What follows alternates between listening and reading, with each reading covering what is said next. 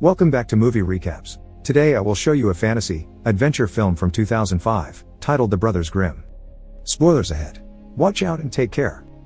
In 1796, a poor widow sends her son Jake to sell their only cow so they can get some money to pay a doctor for her sick daughter. However, when Jake returns, he reveals he exchanged the cow for magic beans. His brother Will gets furious and begins punching him, blaming him for their sister's eventual death. 15 years later, in French-occupied Germany, Will and Jake Grimm are now adults arriving at the town of Karlstadt. They go to the mayor's office to hear the story of a witch that is haunting the local mill, and all the details are written down by Jake in his book where he compiles tales from all over the country. This particular case sounds rather difficult, yet they're willing to tackle it if they're paid well. The mayor is shocked to see the amount the brothers are asking for, but since they're the only ones that can do it, he accepts. Jake and Will go to the mill with the owner and get everything ready, including drawing a 5-pointed star on the floor, putting on armor, and filling their arrows with baby tears. The witch ghost shows up before they are ready though, so they have to improvise a little. After flailing around the mill with the wrong choice of tools, the brothers finally find the right spot to aim their gun and crossbow at the witch, who uses her magic to make them turn their weapons on each other. Fortunately, they have plenty of experience dealing with this, so they break out of her control and manage to shoot her. Her body becomes a bunch of snakes, so Jake puts them in a bag and tells the mill owner to seal it in a mirror-lined box, then bury it far from any river. The man leaves after paying them, and as soon as he is out of sight, Jake complains about this demeaning job because he used to be a scholar. As Will answers being famous is better, the details of the job come to light. There's never been any supernatural in the mill. The witch and the magic were tricks made by the siblings' sidekicks Hidlik and Bunst, who also get part of the pay. The Grimms go from town to town creating mayhem using special effects and Jake's myth knowledge, then they charge the locals to get rid of it.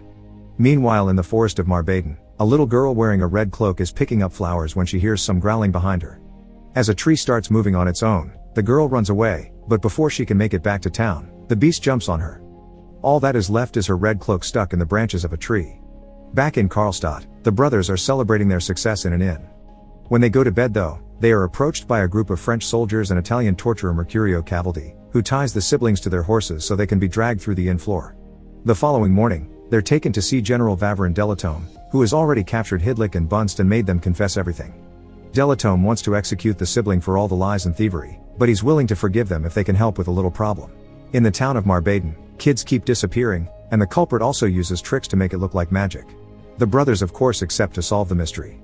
In the woods of Marbaden, 2 more kids get lost while trying to find the missing girls, even though the boy leaves a trail of breadcrumbs behind him. Distracted by the possibility of coming across a witch's gingerbread house, the girl gets separated from her brother and loses her shawl when a branch takes it off her shoulders. She chases it down the river until it gets stuck in a hole filled with bugs, and that's when the huntsman finds her. The next day, Cavaldi takes the Grimms to Marbaden and they are received by wary townspeople with weapons in their hands. However, when they mention their name, young Sasha comes in their defense, saying she's heard of their heroism. The townspeople accept their help and tell the brothers all the details of the disappearances. As Jake writes it all down, Will can't help to notice how expensive it would be to pull off these advanced tricks. To start working though, they're going to need someone that knows the forest well, so the townspeople send them to see the trapper, who they believe is cursed. This trapper turns out to be a huntress called Angelica, whose sisters have also been taken. She doesn't want to help at first but changes her mind when the brothers promise they're capable of saving the kids and Cavaldi gets a little too violent. Unaware the huntsman is following them, the party enters the forest, and Angelica asks them to leave the horses for the last stretch. Eventually, they make it to a very tall tower with no way in, surrounded by crypts. Angelica tells Jake the whole story as her father used to tell it. The Christian king destroyed the forest people and burned it all down to build a town. This king was married to the Mirror Queen, who was beautiful and adored by everyone, but also very vain. When the plague came and took the king, the queen built the tower and locked herself away, safe from the horrors below. However, the wind carried the plague to her, and everyone in the area could hear her screaming when she started to rot. Since the plague destroyed the town, the forest regrew around the tower. While the huntsman feeds some tiny spiders to one of their horses, Jake can't help feeling a sense of dread, and freaks out when he notices a tree moving on its own. The party finds themselves surrounded by bugs and crows, so Angelica decides it's time for them to leave. Will is confused by the direction she takes since it isn't the one they came from, but Angelica reminds him they shouldn't trust the trees. Then she picks up a toad and licks her, saying this is the kiss for Grandma Toad so they'll be guided through the forest. Following the toad's directions, they safely make it back to their horses, and Jake notices his own is acting weird. When they return to town, Angelica tells the brothers she won't go to the forest with them again. Her father had been taken by wolves and shortly after, her sisters were the first kids to disappear, which is why everyone calls her cursed. Will insults her and an argument ensues, which ends with Angelica deciding she'll do her own searching. After night falls, Jake's horse begins whining loudly in the stables.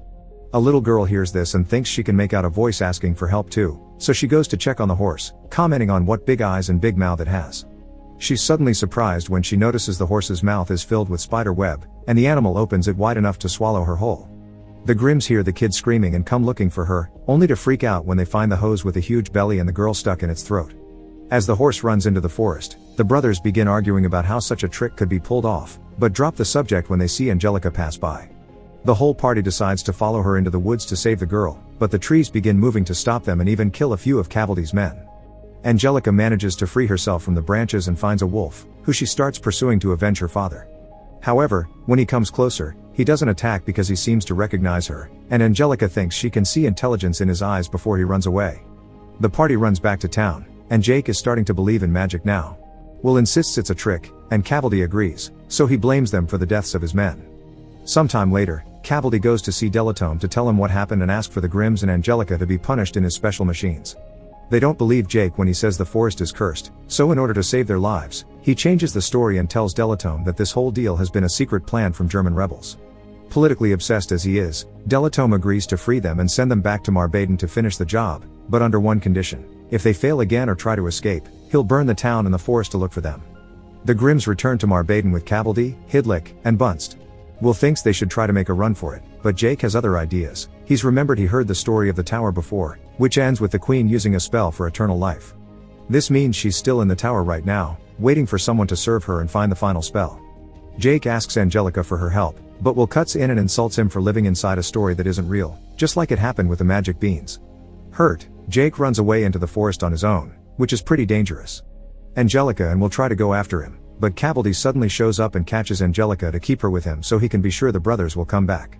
In the forest, Jake is testing a catapult with Hidlik and Bunst as a possible method of entering the tower. Will arrives to try to stop them, so a furious Jake punches him, tired of his brother always taking everything away from him.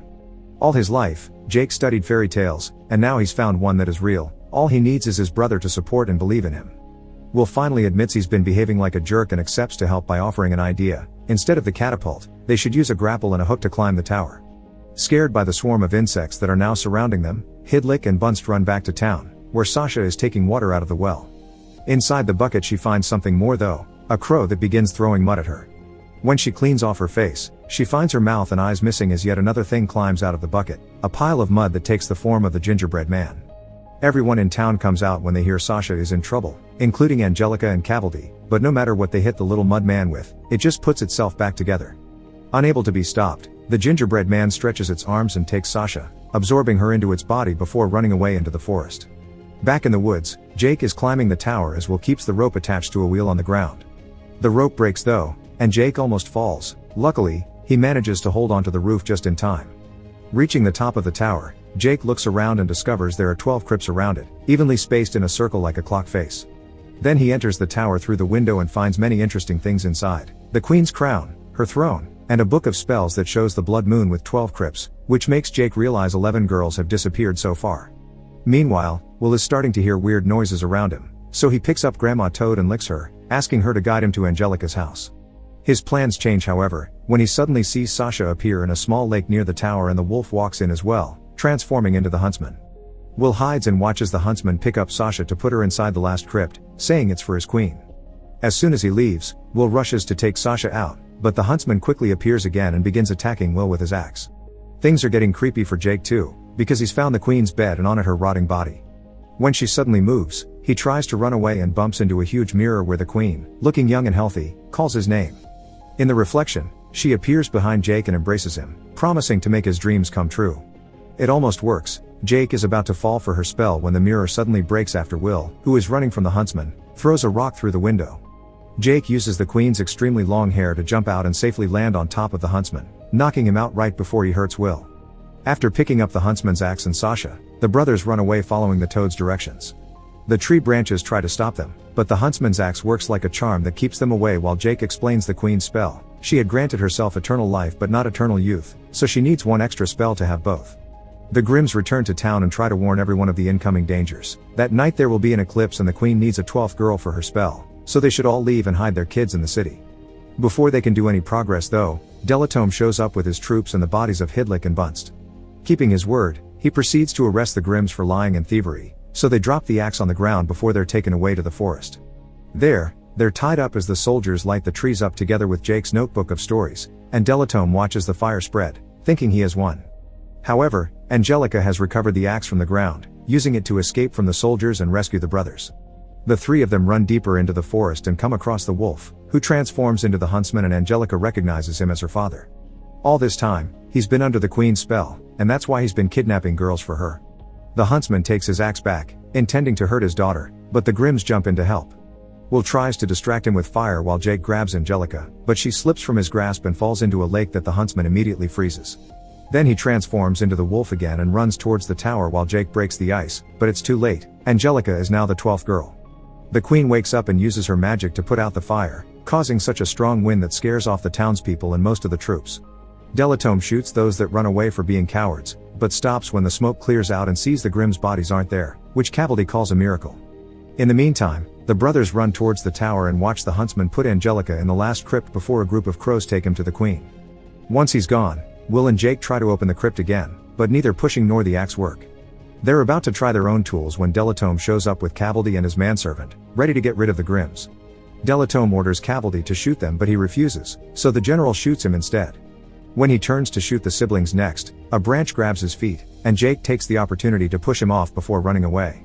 The manservant goes after him and dodges the axe when Jake throws it at him, but when the man is about to strike, he dies thanks to the spell on the axe that makes it come back like a boomerang. Afterward, Jake begins preparing the catapult while Will fights Delatome. After many failed attacks, it seems the general has the upper hand, but Will finds one of his trick crosses and presses a button to light it on fire. After making Delatome step back with the flame, Will kills him with his own flagpole, tossing him off the rock stairs they're standing on. The movement causes those stairs to crumble and hit the catapult, sending Jake through the window to find the huntsman getting the queen ready for the final spell. Jake tries to stop them, but the queen uses magic to push the axe away, and she does the same thing with Jake himself when he grabs a sword he finds in the room. Now he's stuck against the wall, but the queen's hair is tangled around his body and falling off the window, allowing Will to climb in as well.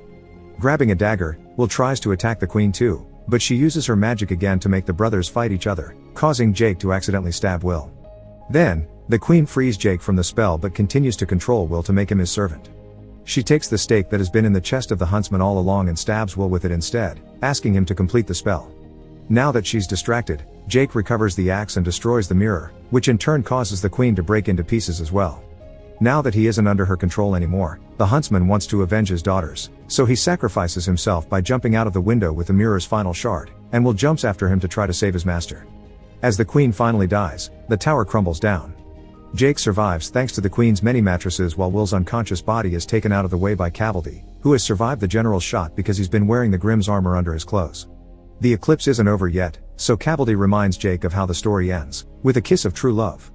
Jake rushes to Angelica's crypt and kisses her, successfully waking her up and all the other 11 girls as well. Will is next, but when Jake is about to kiss him, he whispers it's not him that should do it, so Angelica comes and gives him the kiss instead. It's already morning by the time the group returns to town with all the girls. The townspeople don't hesitate to throw a party to celebrate that trouble is over, and Capaldi gives Jake back his notebook which he saved from the fire. The brothers apologize for not believing in each other, and begin discussing new job ideas as they join the celebration while a crow flies by carrying a mirror shard with the queen's eyes in its beak. Make sure to subscribe and turn on notifications so you can watch more videos like this. Thanks for watching.